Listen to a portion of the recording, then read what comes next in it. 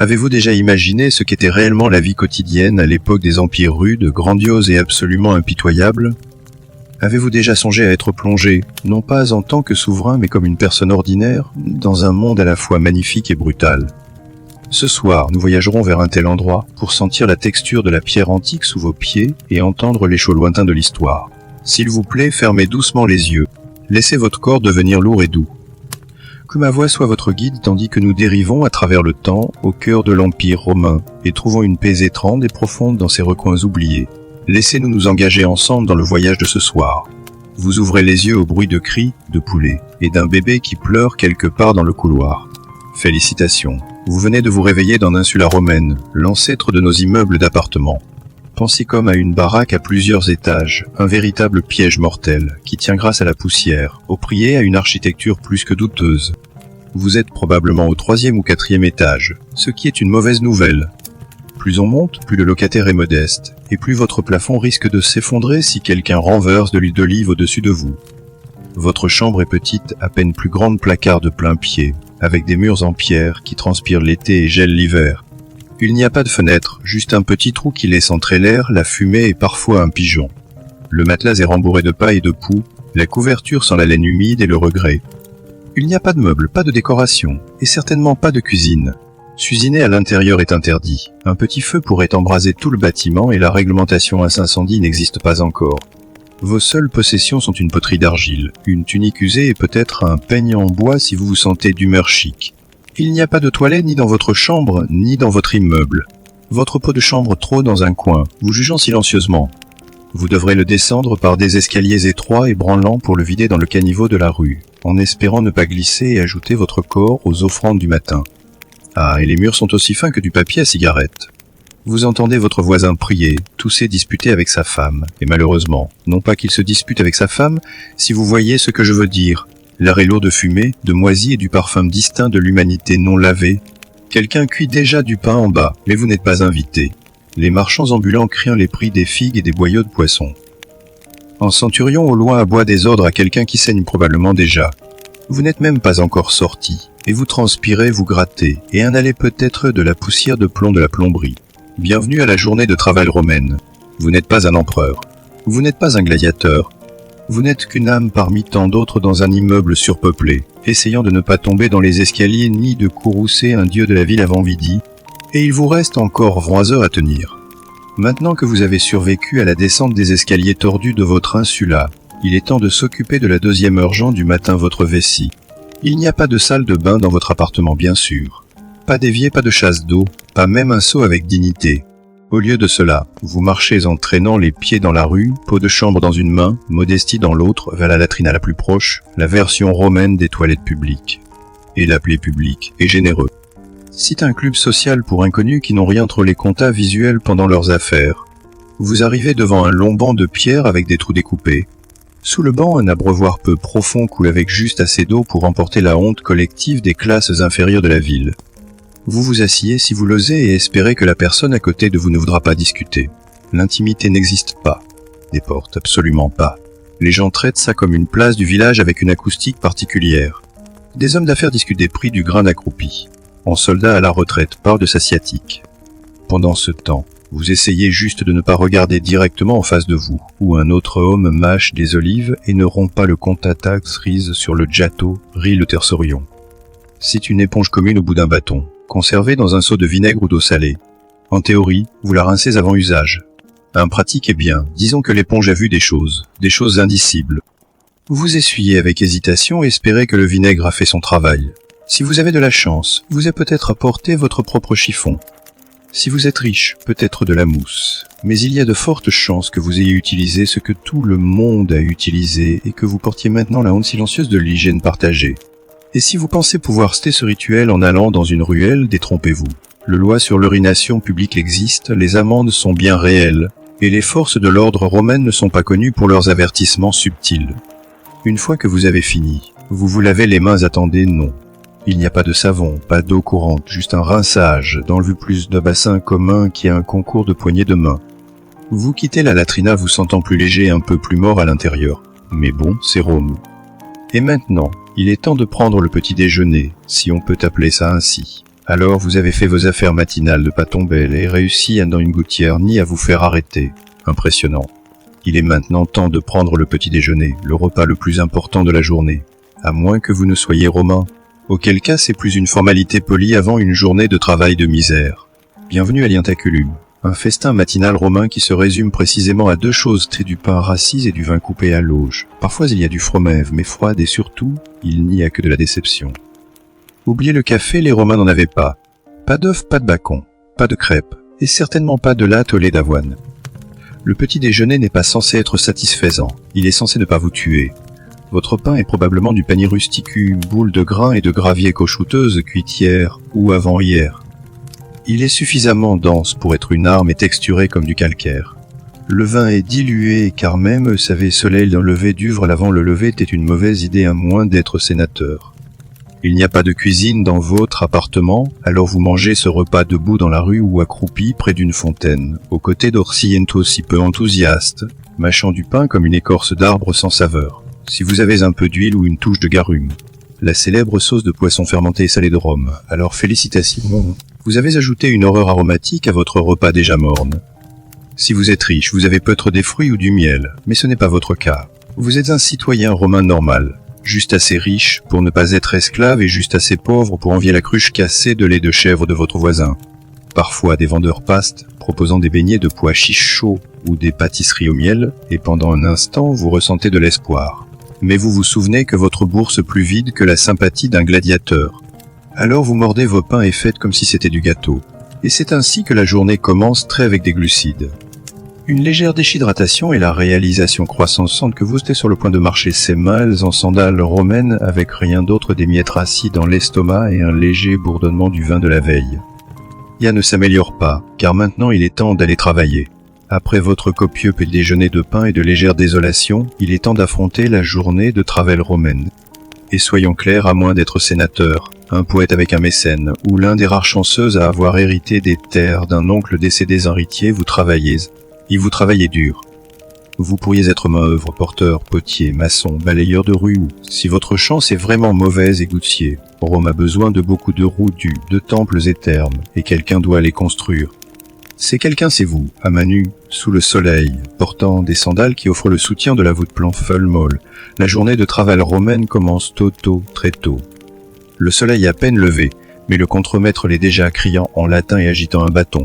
Si vous êtes en retard, on vous retire un jour de salaire ou pilier relié, ou renvoyé, ce qui, en termes romains, signifie mourir de faim avec honneur. Vos outils sont rudimentaires. Vous creusez avec une pelle faite d'échardes et de prières, transportez des briques sur votre dos et tirez de l'eau d'une citerne qui sent les vieilles chaussettes et l'ambition perdue. Il n'y a pas de gants, pas de casque, juste de la sueur et la compoussance consistante qu'une seule glissade pourrait écraser votre colonne vertébrale carrière simultanément. Et si vous êtes artisan, bonne chance. Vous êtes en concurrence avec des centaines d'autres qui vendent les mêmes poteries d'argile, sandales ou tuniques bon marché. La sous-cotation est courante, et la qualité n'a pas d'importance si un citoyen plus riche décide qu'il n'aime pas votre visage. Même des emplois plus, comme messager, comptable ou enseignant ne sont pas glamour. Soit vous courez dans les rues chaotiques de Rome avec des parchemins sous le bras. Écrivez des chiffres pour quelqu'un oubliera votre nom, soit vous essayez d'enseigner le latin à un groupe d'enfants de sénateurs qui se croient déjà des dieux. Les femmes travaillent aussi refilent, tissent, vendent des légumes ou tiennent des étals sur les marchés. De plus, elles élèvent des enfants, gèrent le ménage et évitent de mourir en couche. Du multitâche avant l'heure. Et après tout cela, vous avez une courte pause déjeuner, peut-être. Si votre superviseur n'est pas de mauvaise humeur ou n'essaie pas d'impressionner un préfet en visite. Alors oui, vous travaillez ou vous mourrez en essayant. Rome est peut-être éternelle, mais pas votre dos. Vous avez donc survécu à la matinée sans vous évanouir ni être fouetté. Il est maintenant temps de naviguer dans la rue romaine antique et un chemin chaotique et bon déconçu par quelqu'un qui détestait clairement l'espace pertinent et public. Imaginez-y le soleil est haut, la ville bourdonne et la rue fourmille d'activités. Pas de manière poétique et littérale. Des rats, des mouches, des chiens errants, du bétail, des mendiants, des marchands hurlant en 6 langues, des enfants qui courent partout, des voleurs faisant semblant d'aider de vieilles dames tout en subtilisant leur bourse. Si comme Tim Scarce en plomberie où tout le monde porterait une chèvre. Parlons infrastructure. Les routes romaines étaient des merveilles d'ingénierie, raies parfaitement droites, magistralement pavées, et généralement débordant mélange d'urine, de vin renversé de vomi, de déjections animales et des restes de sauce garune de la veille. Le milieu de la rue fonctionne comme un égout à ciel ouvert. Descendez du chemin surélevé sans regarder, et félicitations, vous venez de baptiser votre centre sandal dans les eaux sacrées de la misère humaine. Lit de vitesse, sans passage clouté, zéro retenue. Il ne s'arrête pas pour les piétons. En fait, la loi romaine interdisait la circulation des chariots lourds pendant la journée en ville, ce qui signifie que les à toute vitesse la nuit, dans l'obscurité, sans frein comme des origes pressés. Si vous n'êtes pas écrasé par des roues, vous serez bousculé par des coudes, des paniers ou un poissonnier en colère, criant à propos d'anguilles jattées. Épais de fumée de feu de cuisine, dansant des temples et de l'odeur des latrines publiques flottant au gré de la brise. Oh, et des animaux morts. Parfois les gens les laissaient simplement là. Si un chien tombait dans le forum, quelqu'un jetait un tissu dessus et s'en allait. Et n'oubliez les spectacles publics, des bagarres spontanées, des manifestations improvisées ou un défilé de politiciens qui bloquent la circulation pendant des heures, pendant des trompettistes vous envoient une fanfare dissonante au nez. La lorue romaine est vivante et veut votre peau. Glissez sur une figue. Faites-vous frapper par un chariot fou ou offenser accidentellement le singe de compagnie d'un patricien.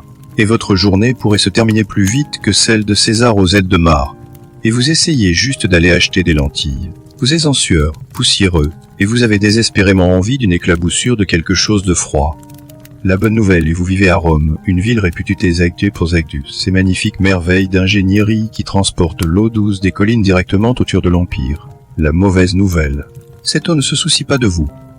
Moins que vous ne soyez assez riche pour vivre dans une domu avec votre propre fontaine privée, vous partagez l'eau avec des milliers de vos proches voisins, tous ternueux et ne se lavent pas les mains. Vos options sont les fontaines publiques, où tout le monde remplit ses jarres, se lave les pieds et à l'occasion, plonge un enfant pour le plaisir ou l'hygiène. Et par hygiène, nous entendons une version mouillée de l'espoir. Si vous voulez vous laver, votre meilleure option est les thermes publics romains. Ils sont partout et tout le monde les utilise. Cela semble civilisé, n'est-ce pas? Mais voici le problème, l'eau circule à travers plusieurs bassins sans savon, sans chlore et avec très peu de honte. Vous serez assis dans un bain-douzaine d'autres hommes, dont aucun ne croit en la modestie. Les conversations sont bruyantes, politiques et parfois nues. Un homme pourrait essayer de vous vendre des chaussettes tandis qu'un autre nettoie ses oreilles avec un bâton. Et l'eau, elle est passée par tout le monde. Si vous espériez vous sentir propre, détrompez-vous. Vous marinez dans des bactéries avec une touche d'eucalyptus. De plus, faites amusanter le système de plomberie utilisé souvent des tuyaux en plomb. Oui, du plomb. Les Romains étaient obsédés par l'ingénierie, mais pas par la chimie.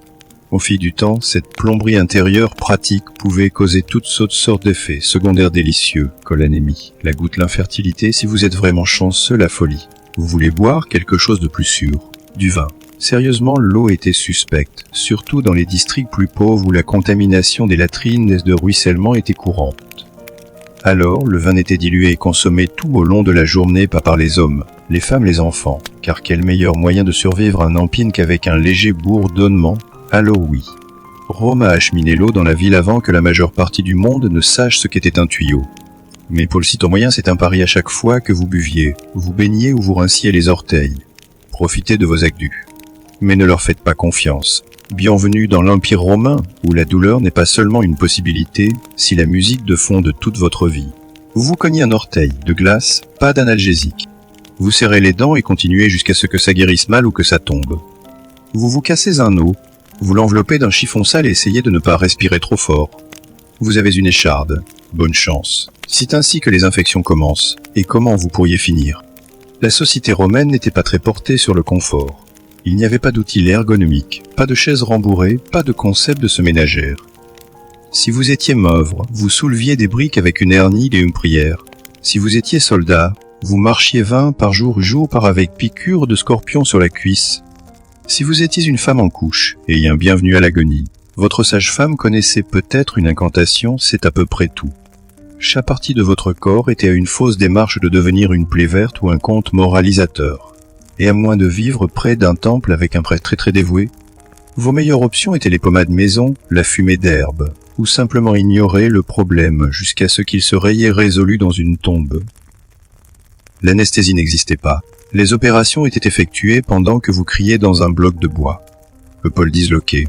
Elle était remise en place par un homme nommé Marcus qui avait appris en regardant quelqu'un d'autre échouer. Soit imaginez un forgeron, maintenant imaginez votre bouche, si la scène. Et si vous étiez esclave ou pauvre. Les gens ne faisaient même pas semblant de s'en soucier. Vous pouviez saigner au bord de la route, et le mieux que vous obtiendriez serait tenu ne tâchez pas la mosaïque. Même les Romains de la classe supérieure embrassaient la douleur comme preuve de vertu. Le stoïcisme était la philosophie du jour. Endurer la souffrance sans se plaindre était considéré comme noble. Si vous pleuriez sur un bras cassé, vous n'étiez pas juste en douleur, vous étiez faible. Les vrais Romains souffraient en silence, puis écrivaient de la poésie à ce sujet plus tard. Alors oui, la douleur était toujours sur la table, et elle venait généralement sans avertissement, sans remède et sans aucune sympathie. Sur cette note joyeuse, voyons ce qui se passe lorsque vous allez réellement voir un médecin romain. Alors, vous vous êtes blessé. Peut-être était-ce l'ampoule infectée du travail d'hier, ou peut-être avez-vous essayé de vous raser avec une lame de bronze, et maintenant votre menton ressemble à un terrain d'entraînement de gladiateurs. Quoi qu'il en soit, il est temps de demander une attention médicale, ce qui, dans la Rome antique, était moins une question de guérison que vie attentive. Commençons par les bases. La médecine romaine était un mélange chotique de théories grecques, de conjectures mystiques et d'une quantité surprenante de feuilles. La croyance fondamentale était que le corps est régi par 4 humeurs, riz, le sang, le phlegme, la bile jaune et la bile noire. Vous ne vous sentez pas bien, l'une d'elles est déséquilibrée. La solution drainait quelque chose. Alors votre médecin, qui pouvait aussi être votre barbier, cherchait immédiatement les sangsues ou un couteau, car les saignées étaient le traitement par défaut pour tout, des migraines aux défaillances morales. Vous avez une toux, ouvrons une veine, déprimée, ouvrons une déprimée. Nous allons juste drainer un peu de tristesse de votre bras. La chirurgie, oui, elle existait. Les chirurgiens romains avaient des scalpels, des forceps et même des forets à eau. C'est qu'ils n'avaient pas, c'étaient des anesthésiques. Vous restiez conscient pendant toute la procédure, agrippant le bord d'une table en bois pendant qu'un homme en toge sale creusait dans votre chair avec la confiance de quelqu'un qui a vu un parchemin à ce sujet. Les antibiotiques, pas vraiment une chose. Ils pouvaient laver les plaies du vin ou du vinaigre, ce qui aidait mais brûlait aussi comme une punition divine. L'infection était un effet secondaire courant, tout comme la mort. Les prescriptions variaient énormément. On pouvait vous donner du miel, de l'ail, des coléoptères écrasés ou un cataplasme fait d'herbes, de cendres et des traits spécifiques de fumière animale. Si les choses s'aggravaient, on vous conseillait de dormir dans un temple, de prier Asclépio et d'espérer que des rêveux vous apporteraient la guérison. Et si rien de tout cela ne fonctionnait, eh bien votre médecin haussa les épaules, votre famille allumait une bougie, et vos voisins commençaient à chuchoter sur le genre de présage que votre mort pourrait être. Ce n'est pas que les Romains ne se souciaient pas de la santé. Ils n'avaient tout simplement pas encore tout à fait compris ce qui aidait et ce qui vous assassinait plus efficacement. Alors la prochaine fois que vous éternuez, soyez reconnaissant pour les antibiotiques modernes et de ne pas vivre dans un monde où la guérison commence souvent par une perte de sang. Après une longue journée de sueur, de saignement et d'esquive de chariot, vous mourrez de faim. Si l'heure du dîner, ou comme les Romains l'appelaient la sonna, n'attendez rien de réconfortant. Commençons par ce qui n'est pas sur la table, pas de pizza, pas de pâtes, pas de pommes de terre, pas de chocolat, pas de sucre, et absolument pas de café. Aucune de ces choses n'avait été découverte ou importée. Ce n'est pas de la cuisine italienne, c'est une survie comestible pré-Thalie. Vous vous asseyez devant un bol en bois de quelque chose de brun et vaguement chaud. Si probablement du pull, une bouillie d'épeautre, de haricots, de lentilles, a le goût de gravier humide avec une touche d'herbe, si vous avez de la chance. Si vous n'avez pas de chance, ça a le goût de gravier humide sans l'herbe. Les protéines sont rares à moins de les avoir attrapées, pigées ou pêchées chez vous-même. La viande est chère, et même quand vous en avez, elle est souvent avariée. La cuisine romaine n'utilisait pas la réfrigération, donc la conservation signifiait un salage intense, le fumage ou la marinade dans du garum. Une sauce de poisson fermenté qui sent nocées en mort et brûle votre âme rien que d'y penser. Si vous vous sentez festif, il pourrait y avoir des leggures ou la figue occasionnelle. Les Romains riches dînaient de plats exotiques comme le flamand rose rôti, les loirs farcis ou les méduses vinaigres, des délices qui hurlaient surtout. Regardez comme je suis riche, à quel point je me fiche de mes papilles gustatives. Votre vin est toujours coupé à l'eau. Le boire pur était considéré comme barbare. Mais ne vous inquiétez pas, l'eau avec laquelle il était mélangé était probablement douteuse aussi. Alors vous choisissiez simplement la vitesse à laquelle vous vouliez tomber malade. Dessert, peut-être des fruits secs, peut-être des noix, ou peut-être jeûnez-vous parce que c'est un jour de fête honorant un dieu qui fronce les sourcils à la gourmandise. Quoi qu'il en soit, vous ne terminez pas nu avec un tiramisu. Il n'y a pas de serviette. Vous essuyez les mains sur un chiffon partagé avec 10 autres personnes, ou vous utilisez simplement votre tunique et faites comme si elle était propre, votre estomac est plein mais mal à l'aise, et votre respiration s'enlaye le vin léger des espoirs. Mais au moins, vous êtes nourri.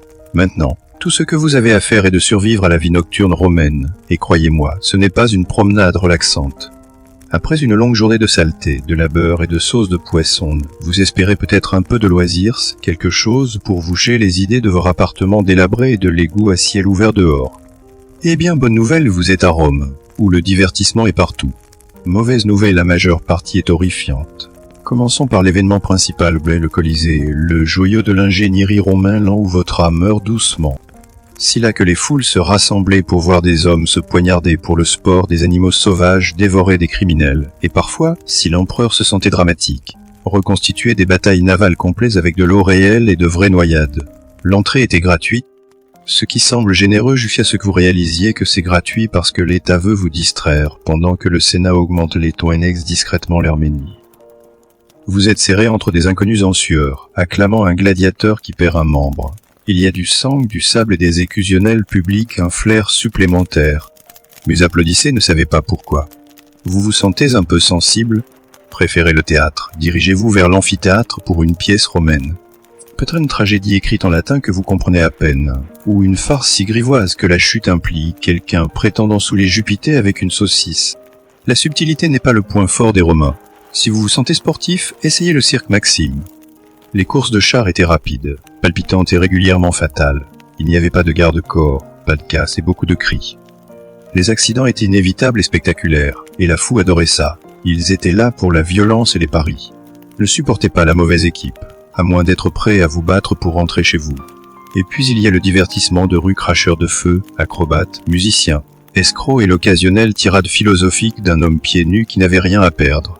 Si vous n'aimez pas le spectacle, attendez 5 minutes, quelque chose d'autre, ou quelqu'un d'autre commencera à crier, mais derrière tout cela, il y avait une folie étrange et brillante. Rome ne se contentait pas de distraire son peuple, elle l'éblouissait au point d'oublier à quel point la vie quotidienne était brutale. Elle a transformé le spectacle en arme.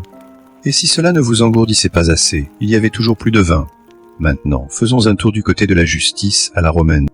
Spoiler, ce n'est pas réconfortant. Vous avez survécu au travail, au dîner et à un gladiateur transpercé pour des applaudissements. Vous pourriez penser être en sécurité maintenant, qu'en restant discret, la loi vous protégera. Ah, c'est adorable. À Rome, la loi ne protège, elle rappelle. Elle vous rappelle que vous êtes petit, remplaçable, et que la miséricorde est un luxe réservé au statut d'empereur. Premièrement, le statut juridique importe. Si vous êtes citoyen, vous avez des droits, en théorie. Vous ne pouvez pas être fouetté en public, à moins que quelqu'un d'important ne soit vraiment agacé, et vous avez droit à un procès en bonne et due forme. Si vous êtes non-citoyen, la justice prend la forme d'un point, d'un fer rouge ou d'une exécution rapide aux portes de la ville. Les esclaves, c'était des biens. Si un esclave assassinait son maître, même si le maître le méritait, chaque esclave de la maisonnée pouvait être exécuté juste pour faire passer un message. Ce message n'y pensez même pas. Si vous étiez accusé d'un crime, n'attendez pas une discussion calme avec un avocat. Les procès étaient un théâtre public. La partie la plus riche apportait des témoins, des pots de vin et des gestes dramatiques. Vous apportiez votre tunique et un sentiment d'abattement. Si vous pleuriez sur commande, cela pourrait aider.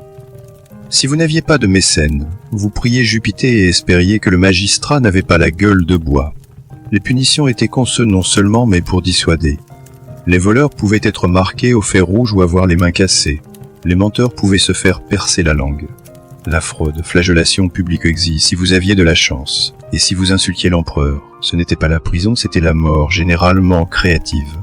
Certains crimes nécessitaient une punition publique, idéalement devant une foule, qui applaudissait plus fort que pour la décapitation du matin. La crucifixion était populaire, rilongue, l'humiliante. Elle n'était pas réservée juste à Jésus. C'était la méthode de prédilection pour les rebelles, les voleurs et tous ceux dont l'État voulait faire un exemple. Et rappelez-vous, les forces de l'ordre n'étaient pas là pour aider. Si vous étiez agressé, ils pouvaient hausser les épaules. Si vous les corrompiez, ils pouvaient vous aider à agresser quelqu'un d'autre. Alors oui, Rome avait des lois écrites dans la pierre et citées dans les forums, mais elles servaient le pouvoir, pas la justice. Maintenant, parlons des car ici, vous n'obéissez pas seulement aux hommes, vous êtes sur le territoire Jupiter. Après avoir survécu aux rues et esquivé la justice romaine, vous pourriez espérer trouver réconfort dans la religion. Un peu de paix, un peu de spiritualité personnelle. Non pas ici. Dans l'Empire romain, la religion n'était pas une affaire privée, c'était une institution, un nuage omniprégation et dansant enveloppant chaque instant éveillé de votre vie. Vous ne choisissiez pas vos dieux, ils vous choisissaient. Et il y en avait tellement. Il y avait un lieu pour toutes les charnières de Porte et Quardeur, les égouts Sloacina, les frontières et Terminus, et même la moisissure Robiguse. Vous ne pouviez faire 5 pas sans franchir un sanctuaire. Si vous ne vous arrêtiez pas, pour vous incliner, allumer une bougie ou marmonner une prière, vous n'étiez pas seulement impoli et vous invissiez la catastrophe. Peut-être pas aujourd'hui, mais éventuellement. Et quand votre toit s'effondrait, tout le monde acquiesçait, disait Loi, où il a manqué l'offrande des Saturnales. Les fêtes religieuses remplissaient le calendrier, des dizaines par an. Ces jours-là, les affaires faire s'arrêter, des animaux étaient sacrifiés, le taureau rôti et le marbre moulé. Vous y assistiez par piété, mais aussi par peur, car si les dieux n'étaient pas honorés correctement, ils rétalieraient avec des fléaux, des sécheresses ou une très mauvaise récolte qui ruinait l'approvisionnement en lentilles de chacun. Parlons maintenant du culte impérial. Le tas voulait que vous vénériez l'empereur, non seulement comme un souverain, mais comme un dieu vivant. On s'attendait à ce que vous offriez de l'encens à son autel, chantiez ses louanges, et ne rouliez jamais des yeux pendant une procession triomphale. C'était proche la trahison. Si vous étiez surpris à ne pas participer au culte public, disons que vous étiez un peu trop silencieux pendant les vestales, ou que vous ne vous présentiez pas pour lancer du grain dans la flamme du temple, vous pouviez être qualifié d'impie, d'athée, ou pire de tout de suspect. La suspicion à Rome était comme du sang dans des eaux infestées de requins, et si vous faisiez partie d'un culte étranger, il valait mieux le garder secret à moins qu'il soit officiellement approuvé. L'État n'aimait pas les dieux inconnus, à moins qu'ils n'apportent du vin, des impôts ou de nouveaux soldats. La religion romaine n'était pas une question de croyance, c'était une question de rituel. Vous n'aviez pas à ressentir quoi que ce soit, vous deviez simplement le faire correctement, à l'heure et en public. Et vous aviez intérêt à sourire, en sacrifiant cette chèvre. Et en parlant de performance sociale, gravissons l'échelle glissante de l'ambition romaine dans le prochain chapitre. Vous avez salué les dieux, évité un procès, survécu un bain public sans contracter une maladie mythique. Mais voici la partie la plus épuisante de la vie romaine, la hiérarchie sociale. Une machine brutale et finement huilée où chaque mot, chaque geste et chadelade de sandales pouvaient vous faire ou vous défaire. Au sommet se trouvaient les sénateurs vieil argent, toge à rayures pourpres et une propriété foncière si vaste qu'elle avait son propre code postal. Dessous les chevalières, la classe d'affaires riche. Venaient ensuite les plébéiens, comme vous savez les classes moyennes à affaires en difficulté. Dessous de cela, les affranchis, les esclaves, les étrangers égards qui accidentellement insultaient une statue d'Auguste une fois. Vous voulez monter. Vous aviez besoin de mécènes, des individus puissants qui vous protégeaient en échange d'une loyauté à vie, de courses de faveur et du vote occasionnel. C'était comme avoir un patron, un parrain et un propriétaire foncier réunis dans un package charmant et condescendant. Chaque matin, vous visitiez de votre mécène dans le cadre de la salutatio. Vous attendiez en ligne avec d'autres clients, louiez sa coupe de cheveux, complimentiez peut-être la toge de son fils, puis quémandiez une faveur, générale nourriture ou une recommandation. Si vous aviez de la chance, il vous jette une pièce de monnaie et vous laissez porter sa litière à travers le forum. Félicitations, vous étiez maintenant connecté. Chaque geste que vous faisiez était surveillé et jugé. Vos vêtements devaient être propres, pas à la mode, juste propres. Votre discours devait être correct, vos amis soigneusement sélectionnés. Et quoi que vous fassiez n'affiche pas d'ambition. Cela rendait les gens nerveux. Si vous montiez trop vite, d'autres conspiraient pour vous faire chuter socialement ou littéralement. Le réseautage était une guerre. Les ragots étaient une monnaie. Le mauvais commentaire lors d'un banquet pouvait mettre fin à votre carrière. Le bon mariage pouvait sauver votre lignée entière. Mais vous aviez intérêt à jouer prudemment. L'amour était pour les poètes, le reste de Rome se mariait pour des alliances et c'est l'accès au domaine. Mais vous sentez pas trop à l'aise. Mauvaise récolte, un rituel manqué, un rival jaloux, et tout était fini. Vous ne sentiriez même pas l'acte d'arriver, maintenant le soleil se couche. Sûrement les choses se calment la nuit, non pas à Rome. Le soleil s'enfonce sous les toits de Rome, et pour un moment fugace, vous pensez que peut-être vous pouvez vous reposer. Mais la tombée de la nuit dans l'Empire romain n'était pas un temps de paix. C'était un passage d'une ambiance bruyante et chaotique à une ambiance sombre et carrément mortelle. La ville ne dort jamais vraiment. Elle rôde. Il n'y avait pas d'éclairage. Moins que vous ne soyez assez riche pour brûler des lampes à huile toute la nuit. Épaulettés, la plupart des gens se fit au clair de lune, à la mémoire et à l'espoir aveugle pour trouver leur chemin à travers les rues labyrinthiques de la ville. Si vous trébuchiez et tombiez, personne ne vous aidait, on risquait plutôt de vous prendre vos chaussures. Commençons par le feu. Les bâtiments romains, en particulier les hôtes insulaires en bois où vivaient les pauvres, étaient des tinderbox attendant qu'une lampe lent à feu de cuisine les transforme en cendres. Il n'y avait pas de véritable service d'incendie, juste les vigiles, qui étaient à la fois pompiers, gardes-nuit et concierges profondément sous-payés. Ils portaient des sceaux et de l'espoir. Si votre appartement prenait feu, vous pouviez être secouru ou devenir un conte moralisateur pour les ragots du lendemain, puis il y a les voleurs. Pickpockets et coupeurs de bourse qui traitaient le clair de lune comme un permis de chasse. Les ruelles de Rome étaient étroites et non éclairées. Les torches étaient chères. Si vous deviez marcher après la tombée de la nuit, vous le faisiez au toucher à l'instinct, et espérons-le, pas seul. Ne portez rien de brillant. Ne faites pas de contact visuel, et quoi que vous fassiez, ne vous retrouvez pas entre deux gladiateurs ivres qui se disputent une sandale perdue. Un parlant turne de la ville était en plein essor. Les tavernes débordaient de vin bon marché, de musique bruyant d'hommes et criant de la mauvaise poésie sur Mars et les femmes n'impressionneraient jamais. Des bagarres éclataient, des parties de définissaient dans le sang, et parfois un noble en colère décidait de régler une rancune en faisant battre quelqu'un dans la rue par un esclave. Vous vous cachiez dans les ombres et faisiez semblant de n'avoir rien vu. Si vous étiez une femme marchant seule, bonne chance. Rome n'était pas tendre avec les femmes non accompagnées après la tombée de la nuit. Les rues appartenaient aux désespérés, aux imprudents et aux dangereusement ennuyés. Tenter de dormir n'était pas beaucoup mieux. Votre insula craquait comme si elle pensait à s'effondrer. Des rats couraient dans les murs. Votre voisin toussait comme une chèvre mourante. Quelque part à proximité, qu'un criait, soit de passion, de meurtre, soit des deux, vous appuyez votre visage sur un oreiller moite et priez Mercure pour le silence. Mais il n'y avait pas de silence à Rome, pas pour vous. Parce que dans l'Empire romain, même l'obscurité est bruyante. Et quand l'aube viendra, vous devrez tout recommencer.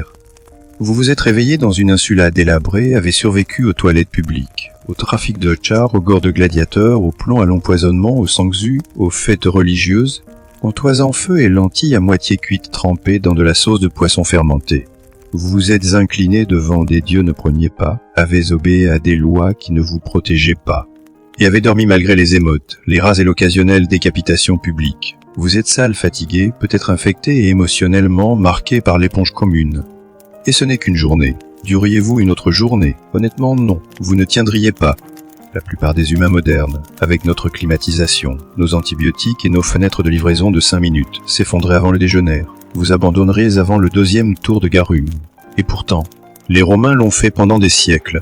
Parce que voici la chose folle et magnifique, et au milieu de toute cette saleté, cette brutalité et ce bruit, Rome fonctionnait, d'une manière ou d'une autre. Ils ont construit des villes, des routes, des aqueducs, des bibliothèques, des temples et des amphithéâtres. Ils ont élargi leur empire à travers les continents. Ils ont administré des lois, développé la philosophie, cartographié les étoiles, effectué des chirurgies et inventé le béton, ce matériau plus qu'or mieux que la plupart des bâtiments modernes. Ils ont créé des systèmes qui ont façonné l'Europe et au-delà pendant 2000 ans. Le latin est devenu la racine de la moitié des langues que vous entendez aujourd'hui. Leur architecture inspirait les cathédrales, les parlements et les campus universitaires. Leur concept politique, république, sénat de veto résonne encore dans les démocraties modernes. Mais cela a eu un coût. Pour le Romain moyen, pas les empereurs, pas l'élite baignée de marbre, la vie quotidienne était une lutte acharnée. Et pourtant ils ont enduré. Ils se sont adapturés. N'eut pas le choix. Parce que Rome n'était pas faite d'or, elle était faite de sueur, de peur, d'ambition et de survie. Couche par couche, personne par personne, siècle après siècle sanglant. Et voilà pourquoi elle a duré. Vous vous supplieriez de retourner à la plomberie moderne et aux antihistaminiques dès le milieu de l'après-midi. Vous échangeriez vos bourses entières de deniers contre une douche chaude et une chaise avec un dossier. Et ce n'est pas grave. Vous n'avez pas besoin de survivre à la Rome antique. Vous avez juste besoin de la comprendre. Et peut-être, d'après justier que quelqu'un, quelque part, a un jour marché dans ces mêmes rues sales et a aidé à construire l'Empire pour que vous puissiez vous asseoir ici aujourd'hui propre, en sécurité et légèrement horrifié,